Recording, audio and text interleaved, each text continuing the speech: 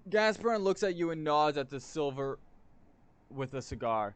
I've tried again and again to explain it to him. I say, show some understanding, but he just digs in his heels. He says you're not allowed in without papers. Well, at least I'm allowed to be in and out all day, right? There's a storm out there, by the way. Being sent out on the road to Nashville? Oh, you're being sent out on the road, too, to Nashville. Real terror is apparent on Todd's sunburned face. To where? Nashville? In this weather? I tell you, they must have gone completely... Bah, there's no point to this. Their papers are more important than people, see? He awkwardly claps on you on the shoulder and leans in closer and whispers, take care of yourself on the road. A dome storm is not for nothing. And another thing, well, in Nashville, take care too. There are rumors. I hope to see you again soon. Worrying. Alright. I was supposed to go, so I guess I'm supposed to use the truck tractor thing here. This? An orange crawler tractor truck is awaiting at gate 3. The vehicle's number has been scrubbed off by the desert wind and sand. This must be the transport Kingsley spoke of. Driver's side door is half open. A young woman is sitting sideways in the driver's seat, legs hanging out. Hello. She offers her hand. Hi, I'm Clara Morgan, and you're the novice going to Nashville, right? What's your name? How do you feel? Do you mind if I smoke in the car? Her handshake is surprisingly firm. Clara smells of soap, some fragrance, and slightly of gasoline. What do you know about C12 Nashville?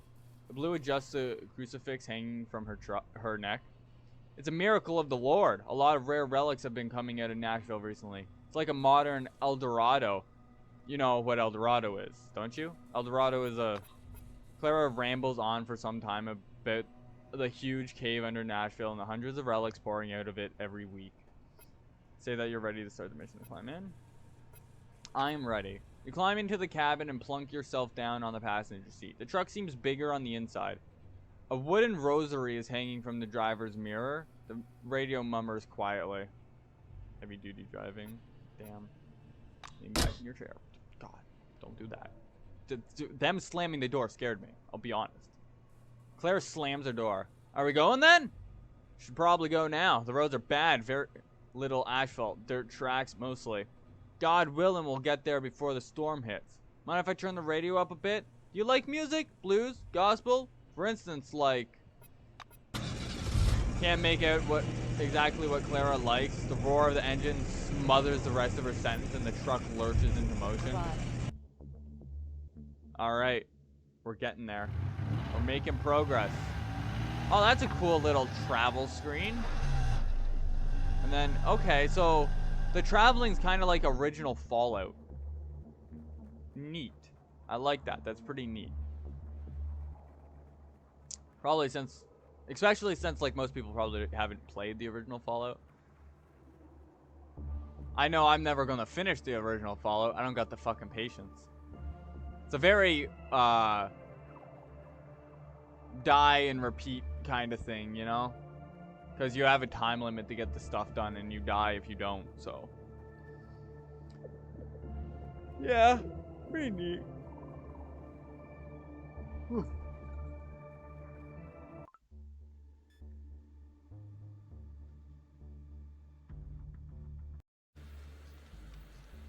The highway leading to C12 Nashville is blocked by an anomalous storm, and you're forced to detour over a mountain pass.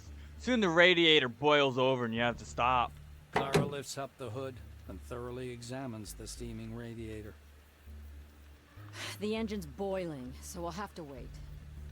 You do know what happens when a car boils, right?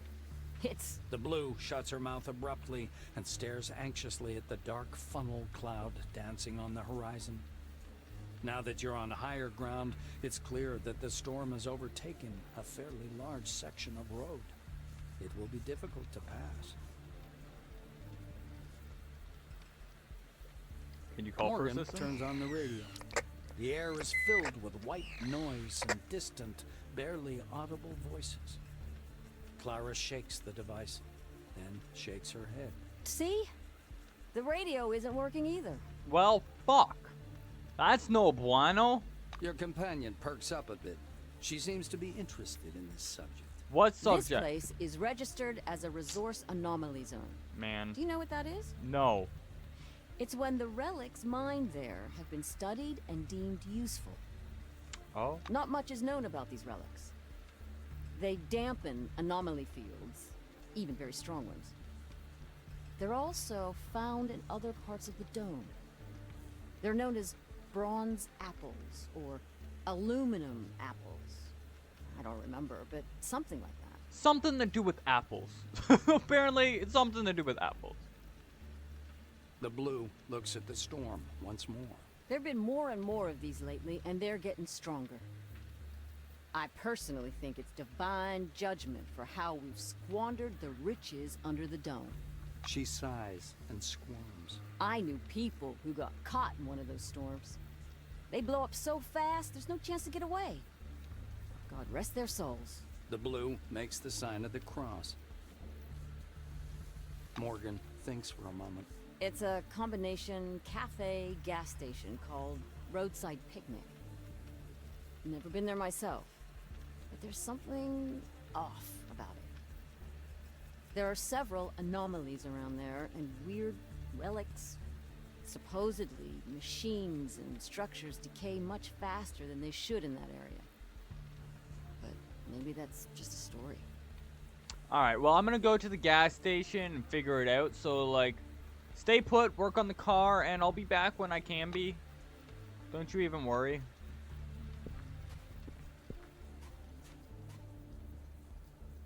Don't walk this way? I'm gonna walk this way. When you tell me not to do something, I gotta do it. Rust-eaten radioactive hazard sign. Oh, shit! I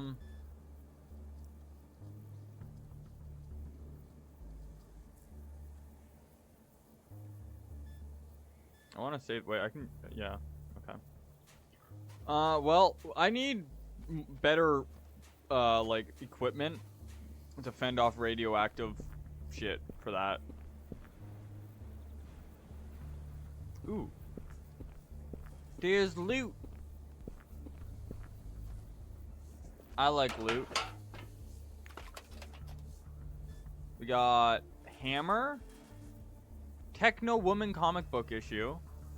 Plus 20 of the tech temporarily.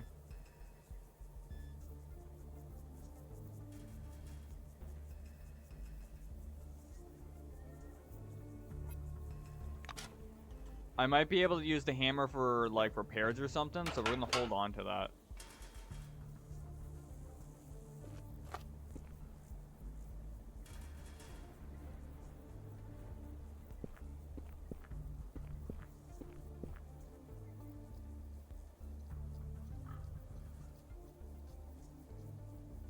What is this? Decomposed turret.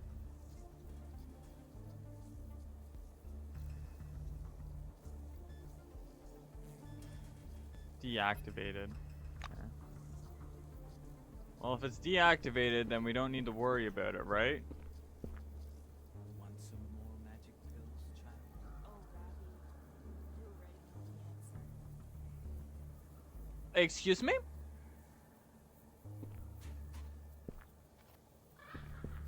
What is this about magic pills? Who the hell goes there? Come on in, since you're already here. What's going on with magic pills? A weird, scruffy old man with a matted beard is sitting in front of the checkout terminal. The badge on his blue jumpsuit is long since bleached away. The name Aaron Melville is written there in black marker. With a groan, he picks up a magnifying glass and, peering through it, begins poking at the keyboard with one knobby finger. The computer plays a short tune. Checkmate, the system declares. The old man angrily sets the magnifying glass aside. A Grandmaster? You're a piece of junk, not a Grandmaster. And a cheater to boot.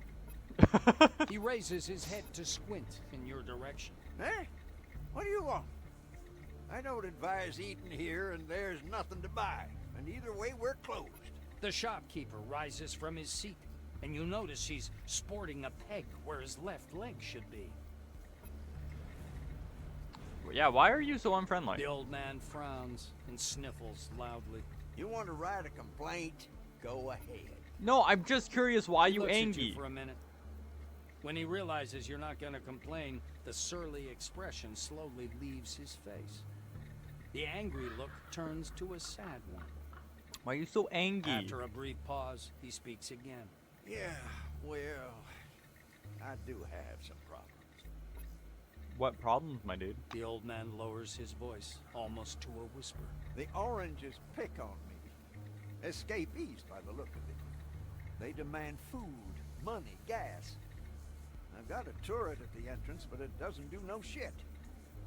I stand in, screwed something up with the circuitry in the basement. Gotta take a look when I get a chance.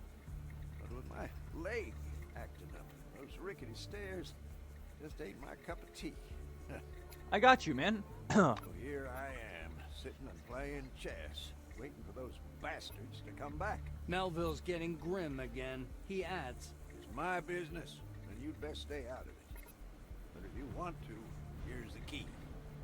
Go down to the basement and see if you can do something with the generator. Maybe you could get the turret to work. That'd make things easier. Alright. We'll do that for the old man. He doesn't deserve what he's getting right now. So we're gonna help the old man out. Where? Oh, there it is. Let's get to the basement.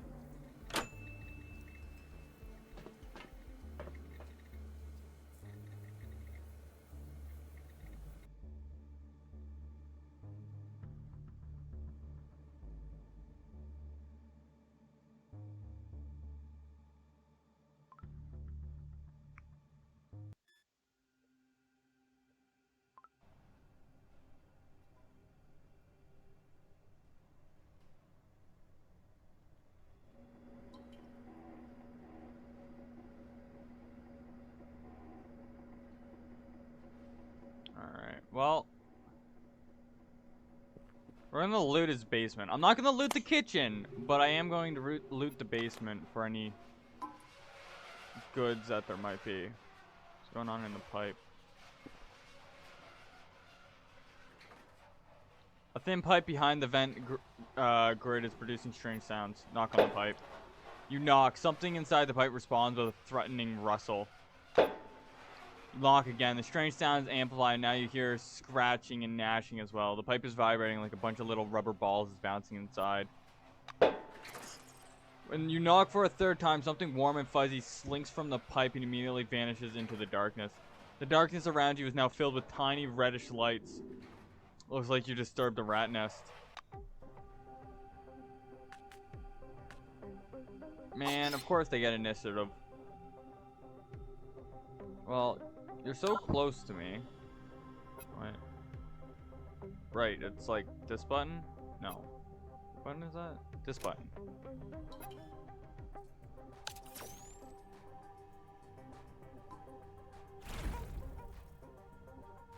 I missed. God damn it. Hold on. Why are you so hard to shoot?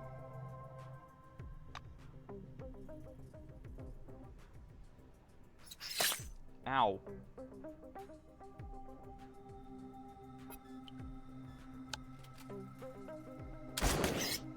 There we go.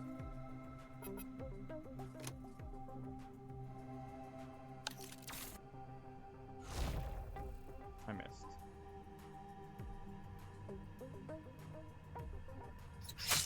Ow.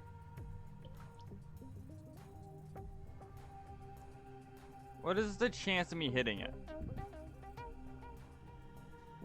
It has 12% HP. What is my chance of hitting it? Is there a way of seeing my chance of hitting it? Oh. The 51% is my chance of hitting it. Okay. There we go.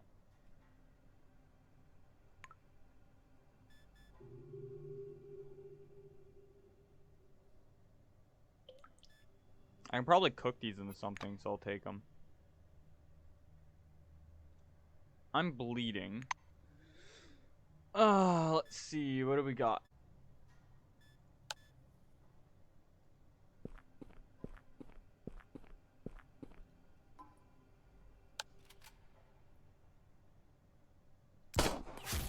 missed.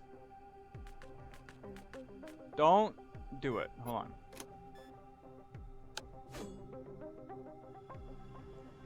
Hold on, hold on. I missed. It would help if I could hit my target. Ow. You missed. Joke's on you! Hubba! Got him. And then we got some more rat parts. We got a supply barrel over here. Nothing in there. Metal locker. Alright. A mine clearance kit. That's handy. Bolts are handy. Simple lockpick. And power cells. Those all sound very useful. I'm pretty hurt. In all honesty, I am pretty hurt. I didn't think rats would be such a scary opponent to go against. How mistaken I was, guys. How mistaken I was. Don't underestimate, don't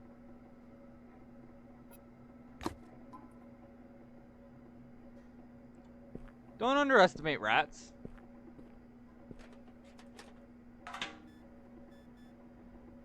Canister and fuel. I can use that, so.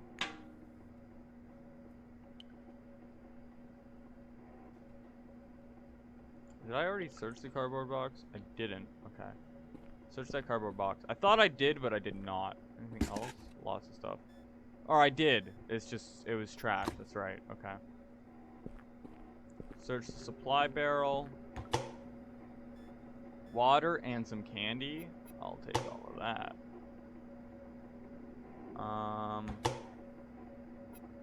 Right. Fridge.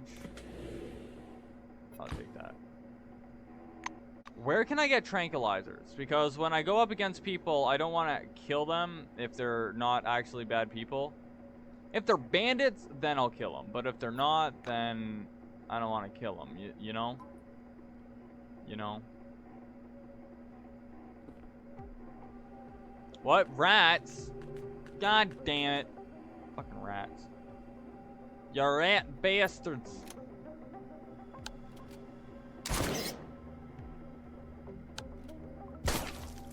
I missed. I'm gonna get attacked from behind. I turned my back on them. That was stupid. Yeah. You asshat. I gotta reload my gun after this fight. I missed. Got him. Do I have anything to take care of lacerations? Like, I don't think I do. Like, we don't have any bandages or anything. Can I craft bandages? At this rate, I am going to die. I need them to actually have, like, some medical supplies down here because things are not looking good. Antidote. That doesn't help me. Why does no one have bandages, bro? Polymetallic ore, high capacity power cell.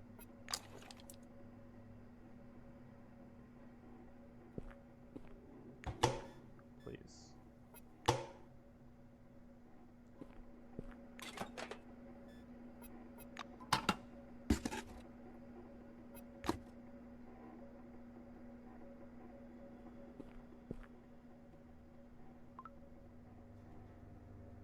Awesome.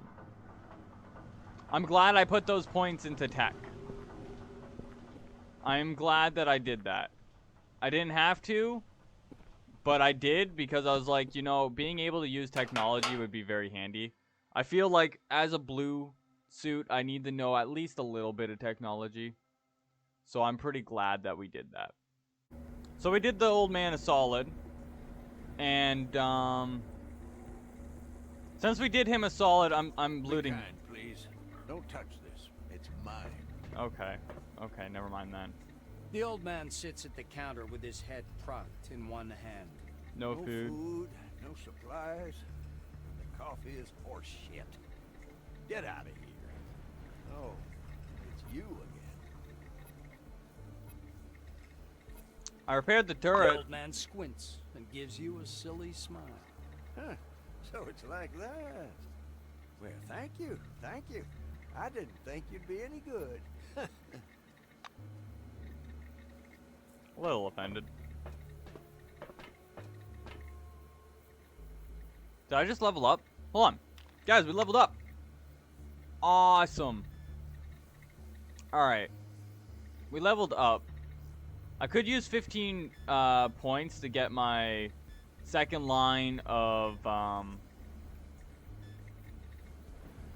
that, but I don't think I really need that right now. What I could use is some melee abilities. So I'm gonna do that.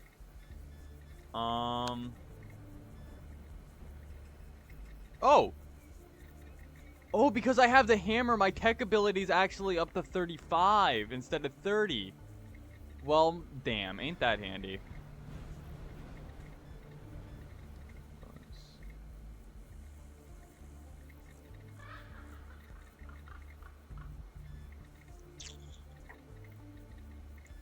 What does medicine do? Brains plus charisma? Why does charisma take medicine?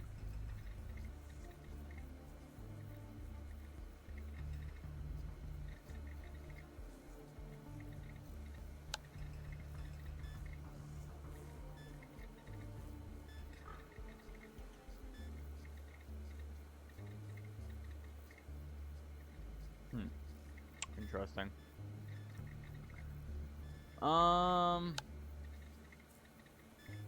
Yeah, you got stripping, dismantling, cookery. How do I cook though? And is there not crafting? Because if there's bullet casings and stripping weapons, then there should be a crafting system, yeah? Well, I'm happy with what my things are right now. So I'm gonna leave the 13 points for now. I'm gonna go through your trash though. Tin can. Can you see this jellyfish? The old man sits at the counter with his head propped in one hand. The old man sniffs, annoyed. Get some noodles from the vending machine there. I told you we're closed. There aren't any deliveries. My truck the old broke man down. Throws up his hands with a scowl. Then go fix it. How do I protect the truck from Melville anomalies? reluctantly points a crooked finger at the front door. Go out there and walk over to the gas station.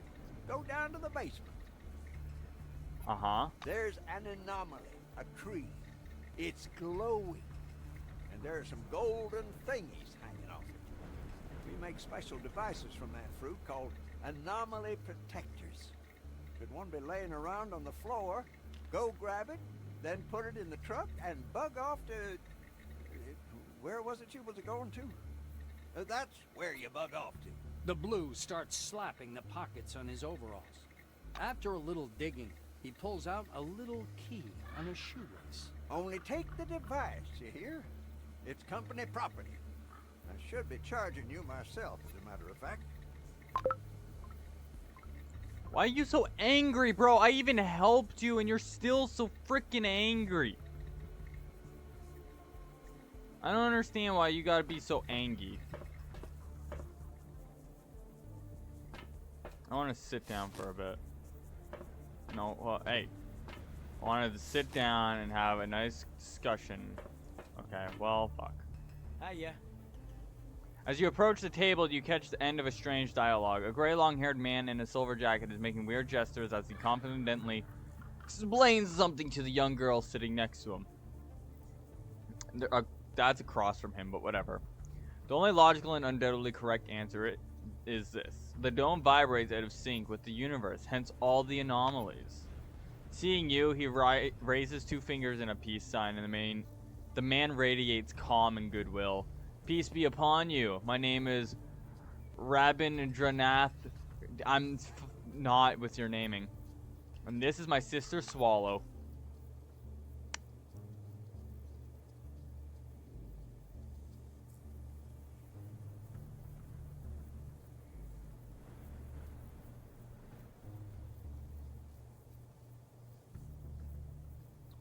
With her outsized pupils, Sister Swallow's eyes remind you of a twin forefather anomalies. She stretches herself out on top of the table as if hoping to melt into it. Hello! Oh, my fingers are warm. Lines, lines, waves. Rabindranath looks from her to you and giggles like a child. I'm sorry. When I feel good, I like to share with my neighbor. Ignore it, please.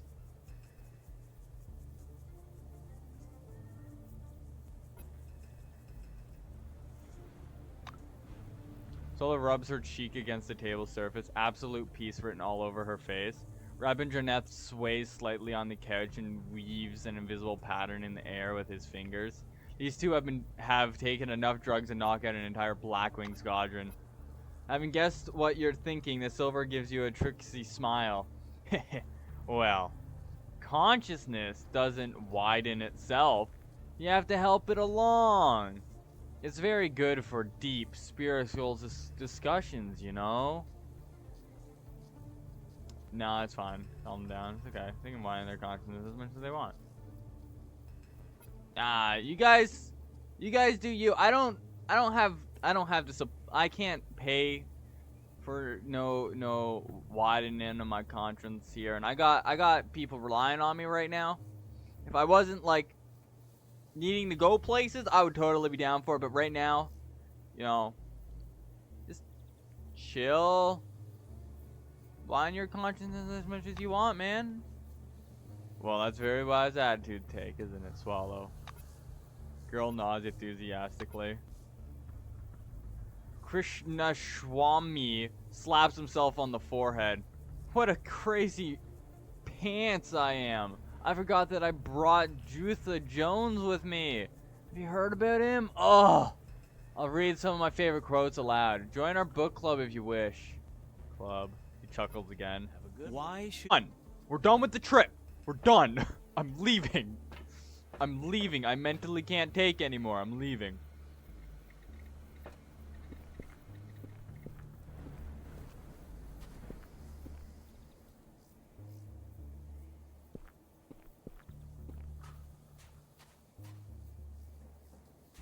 So we gotta go to a basement of some sort. The tanks are empty and produce a hollow echo when you tap on them. That's not good.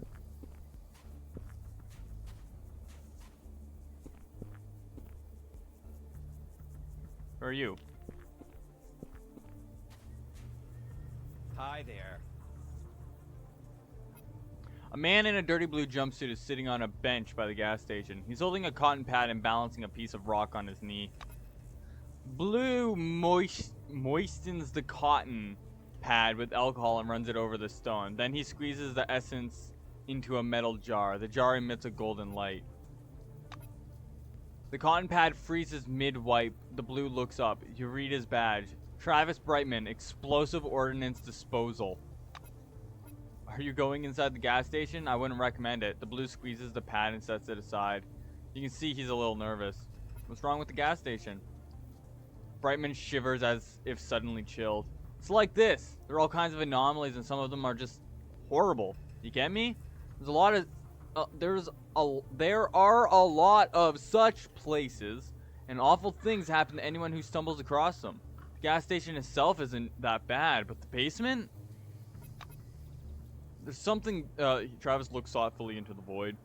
There's something there, something like a tree, and it's running out of room. Soon it'll be too big for the space, mark my words. Sometimes it sheds these smaller relics. They're nothing special, but they do protect you from all kinds of anomalies, which is useful. Found one myself, but the effect has already worn off, and I'm not going back for another. Gestures you to lean in. There's someone in the basement, a very skeezy someone. Not alive, but also not dead. In one word, a nasty thing. I don't recommend meeting it. What are you doing? Redmond scans you closely.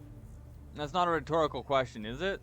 I'm sitting outside a weird gas station with a basement straight out of weird tales, mining relic dust. Crosses arms. Technically no, but Cronus encourages the black market for relics every way they can. So, anything interesting? Place is full of interesting stuff. It's an anomalous zone. After all, machinery doesn't last long in the area, so I walked here. The whites say it's a typical retrograde anomaly, and I even know where the source is. The blue churns look meaningfully at the gas station behind him. It's all from the gas station. There's a huge second-class fractal relic in the basement, and sometimes small golden balls fall off it. It would take a couple for myself, but, well, there's something weird going on in there, and I advise you stay away.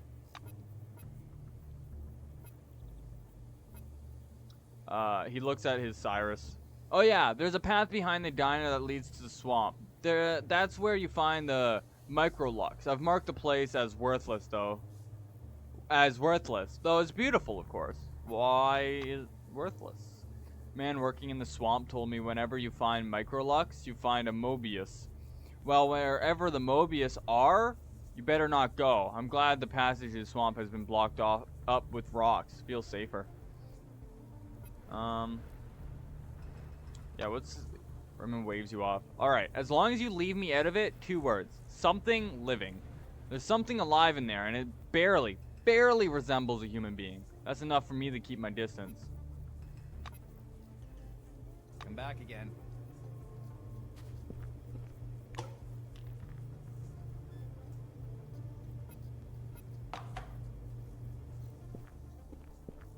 Can I loot that? No. Alright. Well, first day here, and we're sent to Nashville during a fucking storm. Storm wrecked the road. We had to take a side passage. Our freaking truck broke down, and so now I have to get this anomaly to protect our truck from other anomalies. So, next time, we'll go into the basement, see what this living creature is, and hopefully get out alive. Till then, I hope everyone has a fantastic time, and I hope to see you guys again. Ta-ta for now, everybody.